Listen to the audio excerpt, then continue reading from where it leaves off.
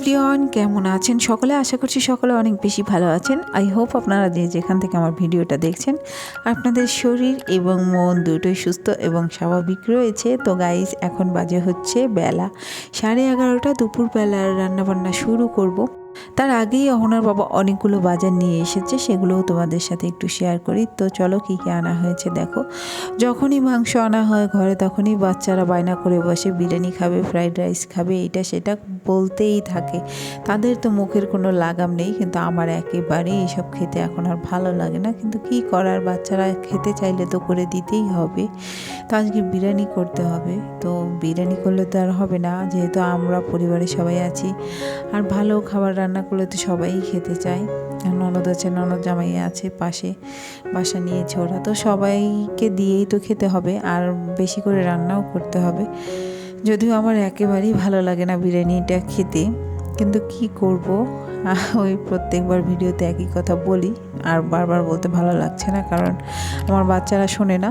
যাই হোক, আমি বাজারগুলো নামাচ্ছি আর তার মধ্যে তোমাদের সঙ্গে একটু কথা বলে নিই। আমার প্রাণ প্রিয় বন্ধুরা, কেমন আছো সকলে?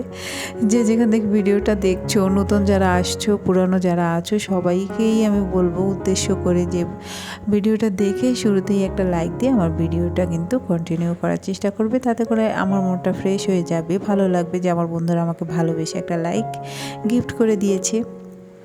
যদি নতুন বন্ধুরা হও তারা অবশ্যই আমার চ্যানেলটা সাবস্ক্রাইব করে রাখতে পারো, তাতে করে আমার ভিডিওটা তোমাদের মাঝে চলে যাবে সব সময় এবং প্রতিদিনের মতো।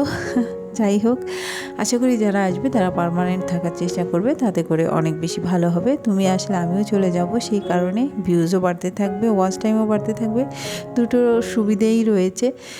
তাই এই ব্যাপারে কিপটেমি না করাই ভালো। অনেক বড় বড় আপুরা কিন্তু অনেক সুন্দর করে কথা বলে, আমি হয়তো বা গুছিয়ে কথা বলতে পারি না, সেই কারণে অনেক সুন্দর করে কথা আমার বলা আর হয় না।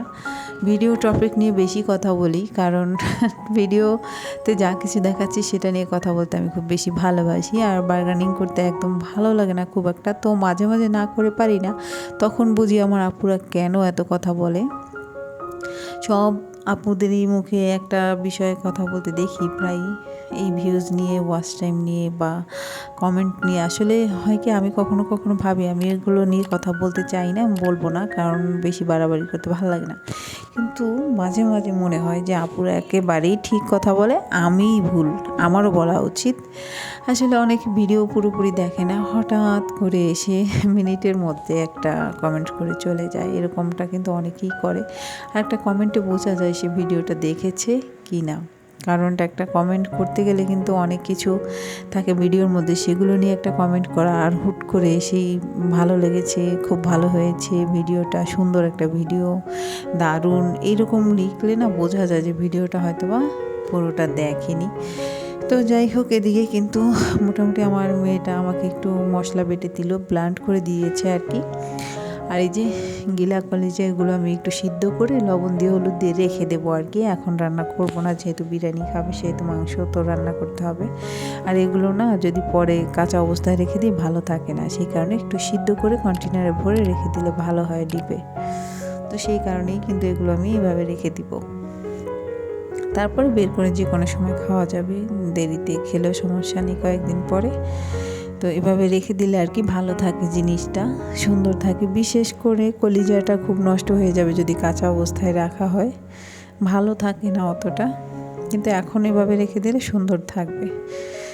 এই তো হয়ে গেছে। তো এখন হচ্ছে এই যে রান্নার পালা, এদিকে সব কিছু রেডি হয়ে গেছে।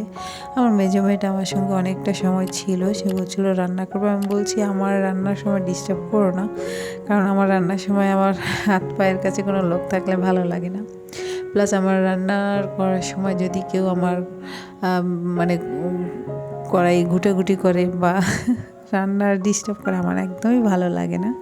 এটা কার কার এই অভ্যাসটা আছে আমি জানি না, আমার খুব বিশ্রী লাগে বিষয়টা। অন্য কেউ আমার রান্নাবান্নায় হাত দিলে আমার ভালো লাগে না। যে করবে সে করবে, সে ঠিক আছে, যদি সে করে করুক, অসুবিধা নেই, কিন্তু আমি করার সময় অন্য একজন যদি হাত দেয় আমার একদম ভালো লাগে না। এটা একটা বদ অভ্যাস বলতে পারো। তো যাই হোক, চালটা কিন্তু মোটামুটি ভাজা হয়ে গেছে, আর দেখো যে একটু চিনিও দিয়ে দিয়েছি, আর চালটা কিন্তু সুন্দরভাবে এখন ফুটে উঠছে। তো এখন জল দিতে হবে, মোটামুটি ভাজা কিন্তু হয়ে গেছে। আর ওদিকে মাংসটাও কিন্তু আমি বসিয়ে দিয়েছি। আমি খুব সহজভাবেই বিরিয়ানিটা রান্না করি, তোমরা প্রত্যেকটা ভিডিওতে দেখবে আমি এভাবেই রান্না করি। চালটা ভেজে পোলাওয়ের মতো করে তারপরে কিন্তু আমি মাংসটা রান্না করে পরে মিশাই। অনেকে আছে যে চাল মাংস একসঙ্গে কষিয়ে রান্না করে, একজনের রান্না এক স্টাইলেই হয়, স্বাভাবিক। তো মাংসের মধ্যে একটু দই দিয়ে দিলাম, দই দিয়ে দিলে আরও ভালো হয়, নরম হয়ে যায় মাংসটা এবং খেতেও ভালো লাগে, সেই কারণে একটু দই দিয়ে দিলাম। আর এখানে একটু ব্রেস্তা দিয়ে দিয়েছি চালের মধ্যে, তাতে করে ভালোভাবে মিশে যাবে চালের সাথে। আর খাবার সময় খুব ভালো লাগে, একটু মিষ্টি মিষ্টি লাগে খেতে আর কি। এই যে মাংসটা সিদ্ধ হয়ে এসেছে, এবার বিরিয়ানি যে মশলাটা আনা হয়েছে সেটা ব্যবহার করব। বিরিয়ানি যে মশলাটা থাকে এটা ব্যবহার করার ফলে কিন্তু খাবারের স্বাদটা আরও বেশি বেড়ে যায়। যদিও এই অবস্থায়ও কিন্তু মেলানো যায়, বিরিয়ানিতে যে মশলাগুলো দেওয়া হয় সেগুলো তো কম বেশি দেওয়া হয়েই গেছে, কিন্তু এক্সট্রা এই মশলাটা দিলে আরও স্বাদটা বেড়ে যায়, সেই কারণে কিন্তু আমি সবসময় দিয়ে থাকি এটা। যে দেখো দারুণ একটা ফ্লেভার কিন্তু আসছে, ইতিমধ্যে দারুণ একটা ফ্লেভার বের হচ্ছে। এখন ঢেকে দিব আর অল্প সময়ে কিন্তু এটা আমি রান্না করব। এদিকে দেখো আমি চালটা এখন জল দিয়ে দেবো পরিমাণ মতো। জলের একটা বিষয় হচ্ছে পরিমাণ মতো জলটা না দিলে কিন্তু রাইসটা নষ্ট হয়ে যায়, বেশি হয়ে গেলে। আবার অতিরিক্ত কমও দেওয়া যাবে না, একটা পরিমাণ আছে। তো হয়ে গেছে দেওয়া, এবার আমি লবণ দিয়ে দিলাম, একটু কাঁচামরিচ দিয়ে দিলাম। কাঁচামরিচ দিলে স্বাদটা আরও বেশি দ্বিগুণ হয়ে যায়, ঘি দিতে পারলে আরও বেশি ভালো লাগে, যদিও আমার কাছে এখন ঘি নেই, দিতে পারবো না। তো হয়ে গেছে, এই যে দেখো টেস্টি টেস্টি খাবার তৈরি হয়ে গেছে, কত সুন্দর ঝরঝরে হয়েছে দেখো, আমি তোমাদের দেখাচ্ছি, দেখতে পাচ্ছ। আমি যতবারই পোলাও বা বিরিয়ানি রান্না করব তোমরা খেয়াল করে দেখবে আমার হাতে খুব কম, মানে এটা বলাটা উচিত না কিন্তু তারপরও বলি যে খুব কমই হয় যে লেগে যায় একটার সাথে একটা। কিছু টিপস ফলো করলে এগুলো সুন্দর হয় কিন্তু। তো হয়ে গেছে দেখো, মাংসটা দিয়ে দিচ্ছি আমি। এবার উপর দিয়ে কিছুটা রাইস দিয়ে দেবো, রেখে দিয়েছিলাম যেগুলো উঠিয়ে আর কি। এখন কিছু সময় আমি দমে রেখে দেবো, তাতে করে মাংসটা সুন্দরভাবে কিন্তু মিশে যাবে। দেখো তো এবার ঢাকনা দিয়ে ঢেকে দিব আর কি। এই তো হয়ে গেছে, দেখতে পাচ্ছ।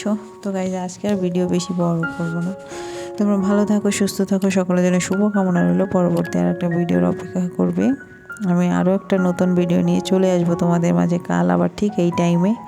তো নতুনদের জন্য বলবো তোমরা আমার পাশে থাকো, সাথে থাকো, আশা করি একটা সময় না একটা সময় তোমাদের ভালো লেগে যাবে ভিডিও দেখতে দেখতে।